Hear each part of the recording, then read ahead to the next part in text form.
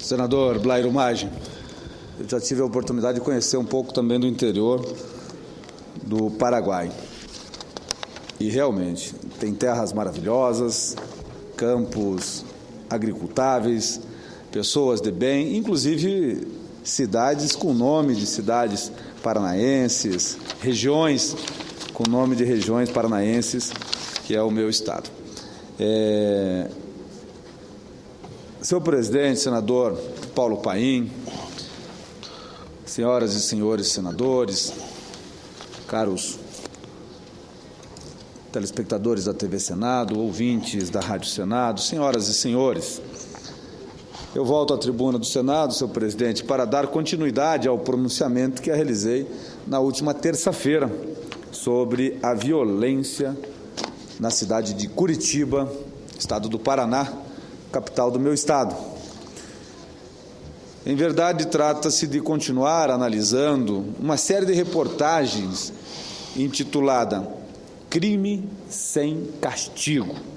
É assim que chamou o jornal Gazeta do Povo a série de reportagens que vem produzindo para relatar a quantidade de homicídios no estado do Paraná, mas em especial na capital do estado, nos últimos 10 anos, que se totalizou em 5.806 homicídios, somente em Curitiba, nos últimos 10 anos.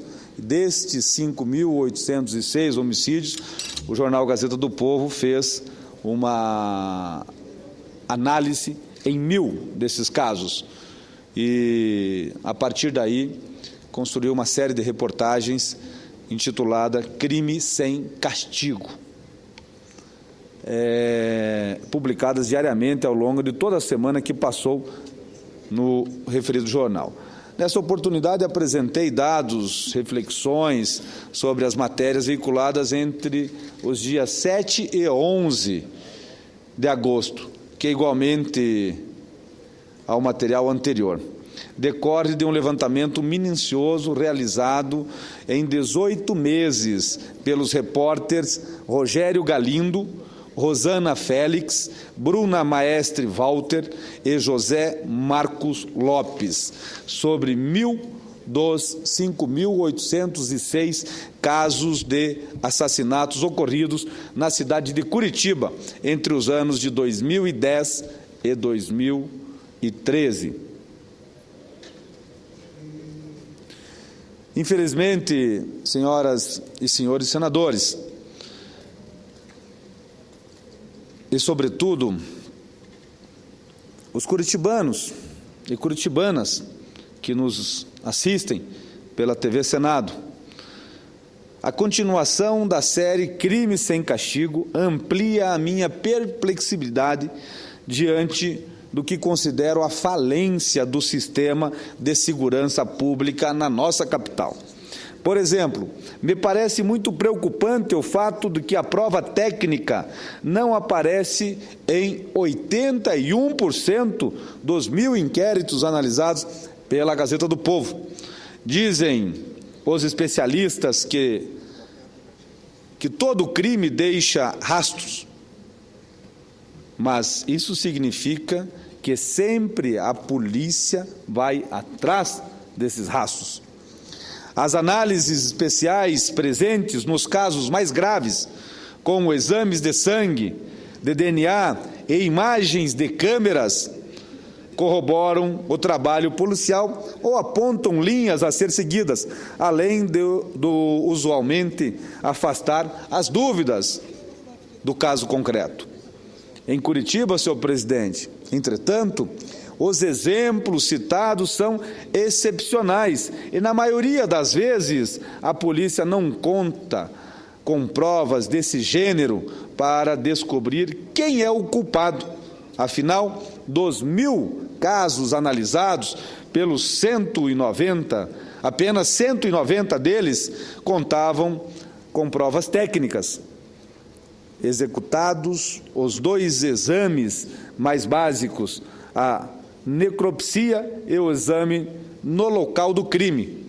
Não há, nesses casos, qualquer perícias de telefones celulares, confrontos balísticos, imagens de câmeras de segurança, análise de impressões digitais ou testes de DNA. A maioria das investigações, senhor presidente, porém, se baseia apenas nas declarações de testemunhas que, por vezes, podem culminar para o mero confronto de versões. Pior do que isso, no entanto, é constatar que, além de poucas provas técnicas, nem os exames obrigatórios constavam em todos os 1.000 inquéritos analisados pela reportagem. Em 11% dos inquéritos lidos, não havia o laudo de necropsia, que serve para determinar a causa da morte e tem prazo de 10 dias para ser feito, segundo o Código de Processo Penal. Já o laudo sobre o local do crime estava fora de 50,4% dos inquéritos. A falta de necropsia leva a casos absurdos, como o assassinato de uma mulher por estrangulamento, em que seu companheiro, principal suspeito, preso em flagrante, foi solto após 2 meses de prisão por decisão de um juiz que concluiu que, a partir da inexistência de laudo de necropsia, não podia ser provado que a vítima havia sido assassinada. Levantamento feito pelo jornal Gazeta do Povo revelou que a polícia científica demora, em média, 4 meses para redigir laudo do exame que constata a causa da morte de uma pessoa. 4 meses é a média do prazo que a polícia legista leva para concluir a causa da morte de uma pessoa. A reportagem também encontrou pelo menos 36 casos de inquéritos abertos em 2013 e que, 30 dias após a ocorrência da morte, ainda não tinha o documento anexado. Ainda, senhor presidente, em 5 deles, a necropsia não havia sido incluída no inquérito após 90 dias do evento, ou seja, da morte. Outra informação que chama a atenção e deveria servir de auxílio às autoridades responsáveis por investigações e inquéritos correspondentes ao índice de 56%, ou seja, mais da metade das 1.000 pessoas assassinadas entre 2010 e 2013 eram traficante ou usuária de entorpecentes. Nem sempre, senhor presidente, as drogas estão por trás da motivação dos crimes, mas a maioria das vítimas e usuárias são usuárias ou comercializa a droga. A maioria dos assassinatos ocorridos em Curitiba, 56%, são usuários ou são comercializantes de drogas. Em geral, estes inquéritos seguem o mesmo padrão dos demais, mas há algumas diferenças que fazem com que a taxa de resolução das mortes relacionadas a drogas seja ainda inferior das demais. Quando a morte tem relação com entorpecentes, a polícia tem mais dificuldade para ouvir testemunhas, por causa do medo que elas têm de sofrer represálias do traficante. Dos homicídios relacionados a drogas, senhor presidente, em apenas 9,2% a polícia indicou algum suspeito contra 15% nos demais casos.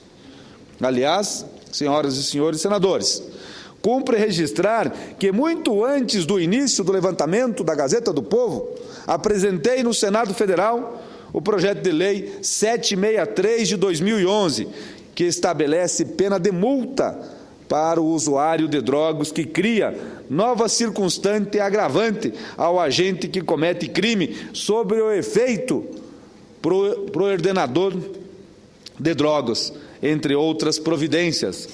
Penso, senhor presidente, que, com a edição da Lei 11.343, de 23 de agosto de 2006, a legislação brasileira passou a considerar o usuário de drogas ilícitas como uma vítima. O paradigma agora, em relação aos usuários e dependentes, está calado na prevenção e reinserção social, tanto que a sanção privativa de liberdade e pecuniária foram abolidas. Entretanto, acredito que para o efeito do combate ao tráfico de drogas é necessário que o Estado adote medidas em desfavor dos que alimentam esse comércio.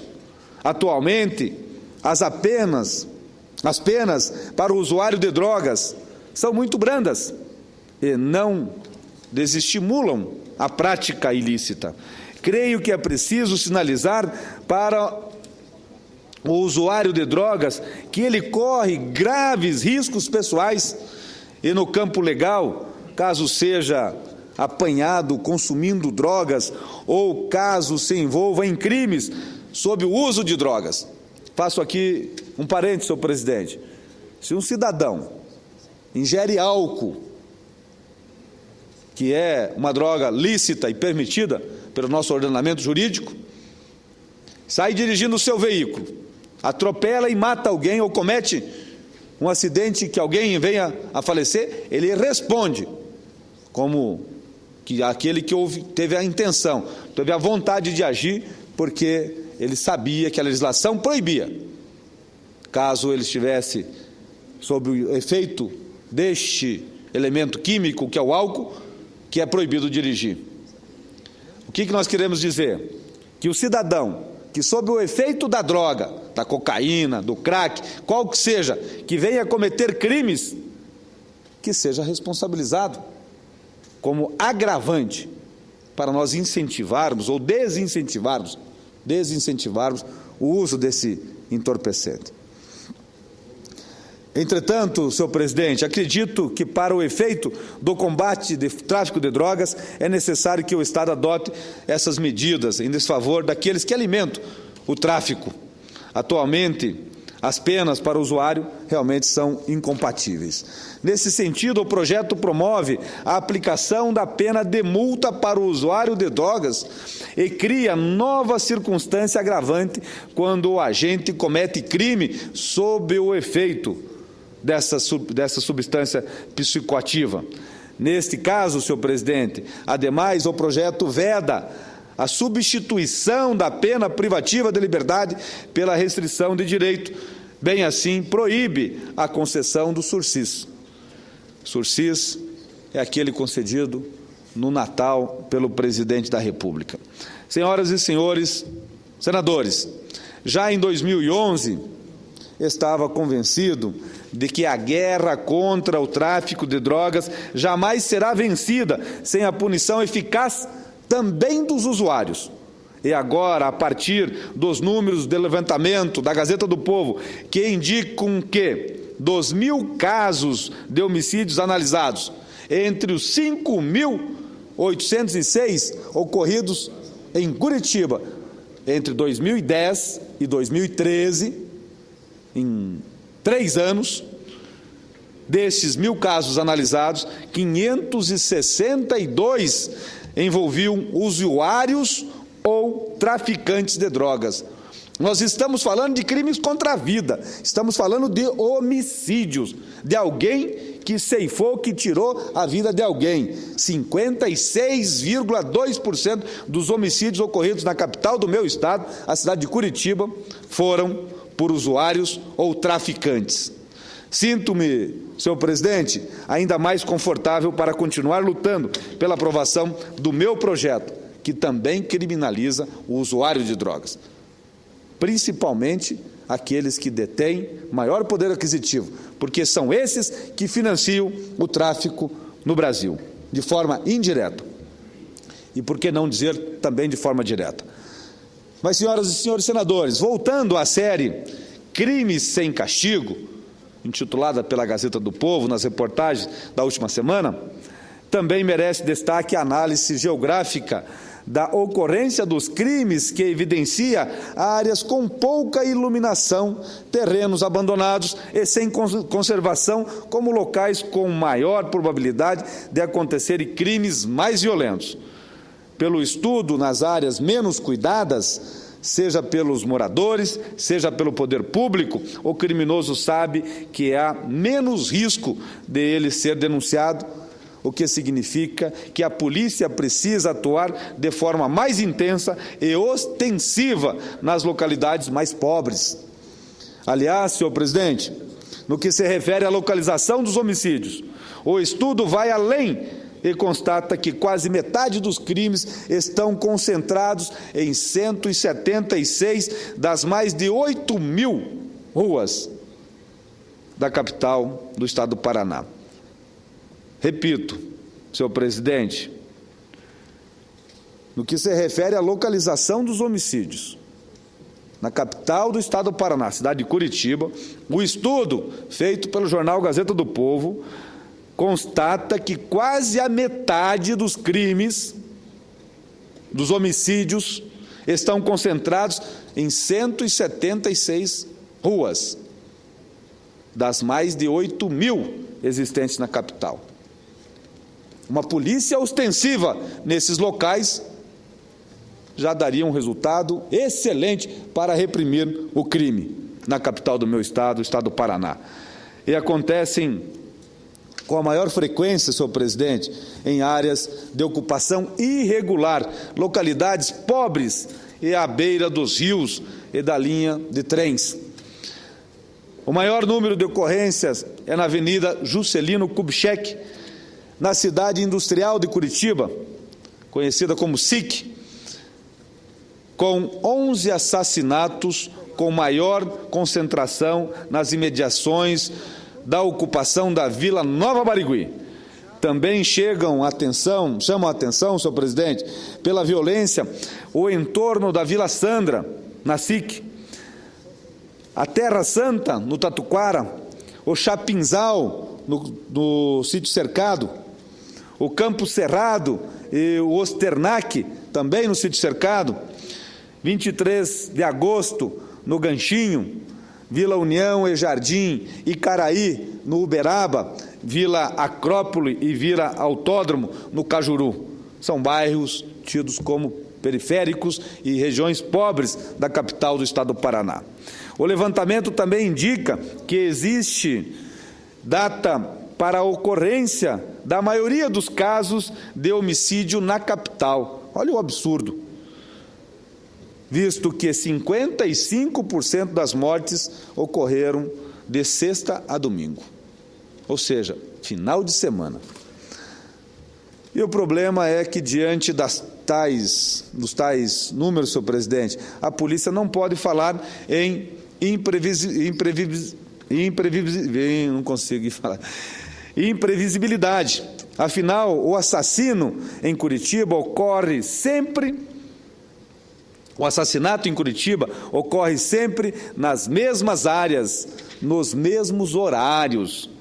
Em verdade, trata-se de um padrão na maioria das capitais do país, o que deveria tornar mais fácil a prevenção e a solução dessas ocorrências. Também segue a tendência nacional o fato de que nas 1.000 mortes analisadas, 810 destas ocorreram por tiros de arma de fogo. Cumpre ainda, senhor presidente, aqui, no plenário do Senado Federal, ressaltar que o estudo mapeia e o estudo do mapa das armas de fogo das micro-regiões brasileiras, feito pelo Instituto de Pesquisa Econômica Aplicada, o IPEA, que indica haver uma relação forte entre o armamento e a violência, visto que nas 20 micro-regiões brasileiras, onde há maior prevalência de armas de fogo, a taxa de homicídios é 7,4 vezes mais alta do que as 20 localidades onde há menos armas de fogo. O estudo conclui que uma das medidas cruciais para garantir maior segurança no Brasil é o desarmamento da população. Os números da violência em Curitiba são extremamente graves. Pior, entretanto, é saber que, segundo a Gazeta do Povo, jornal do meu estado, mais de 10% dos homicídios ficam ocultos para a Secretaria de Segurança Pública, pois, em 5 anos, cerca de 400 assassinatos que ocorreram na cidade não entraram na estatística oficial do município. Em 15 anos, senhor presidente, 2.368 homicídios ocorridos no Paraná ficaram ocultos e não entraram nas estatísticas nacionais. São mortes decorrentes de assassinatos e que, por falhas no preenchimento, acabaram sendo erroneamente classificadas como mortes violentas com causa indeterminada. No Sistema de Informações de Mortalidade, o SIM, o número equivale a 6,3% dos 37.000,8 assassinatos registrados no estado do Paraná entre 1996 e 2010. Olha o absurdo, minha gente. 37.800 assassinatos ocorreram no Paraná entre 1996 e 2010. Em 14, 15 anos. 37.800 mortes. Isso mata mais do que qualquer guerra no mundo. A situação curitibana é tão grave que, quando comparamos os números de assassinatos da cidade com países com populações expressivas, vergonhosamente temos índices superiores. Na França, por exemplo, que tem uma população de 65 milhões de habitantes, na França, 65 milhões de habitantes, ocorre menos homicídios por ano do que na cidade de Curitiba, que tem menos de 2 milhões de habitantes. 65 milhões na França tem menos homicídios do que Curitiba, que tem tão somente 2 milhões, 1,5 milhão, 1.800.000 habitantes. Em 2011 foram registrados 665 homicídios em território francês, contra 685 na capital paranaense. E o pior, senhor presidente, é saber que, enquanto a taxa de resolução dos crimes está em torno de 80% na França, em Curitiba estamos abaixo dos 20%. Falando em resolução de crimes, é triste a constatação do jornal Gazeta do Povo de que é mais fácil um homicida morrer do que ser condenado na capital do meu estado. Em 2010, a Justiça condenou 28 pessoas por assassinatos, enquanto que, no mesmo ano, 54 acusados de homicídios foram mortos nas ruas. Mortes fatídicas ou não. Em 10 anos, apenas 4% dos casos dos 5.800 assassinatos cometidos em Curitiba resultaram em condenação.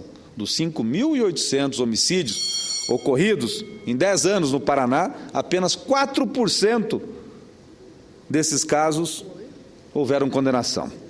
Para cada 23 homicídios ocorridos na cidade em uma década, a Justiça consignou condenar apenas uma pessoa. Dos 5.806 homicídios na cidade, desde 2004, o total de condenações era 247 até o início de julho desse ano. Para concluir, senhor presidente, o resultado, lamentavelmente, fica abaixo da média do país, que, de acordo com a pesquisa da Associação Brasileira de Criminalística realizada em 2011, variava entre 5% e 8% a taxa de condenação. 5% e 8% é um absurdo. Senhor presidente, senhoras e senhores senadores, antes de concluir, sinto-me obrigado a elogiar publicamente o excelente trabalho desenvolvido pelos repórteres Rogério Galindo, Rosana Félix, Bruna Maestre Walter e José Marcos Lopes, ao analisar 1.000 assassinatos ocorridos em Brasília, em Curitiba, entre os anos de 2010 e 2013. Dos 5.800, analisaram 1.000.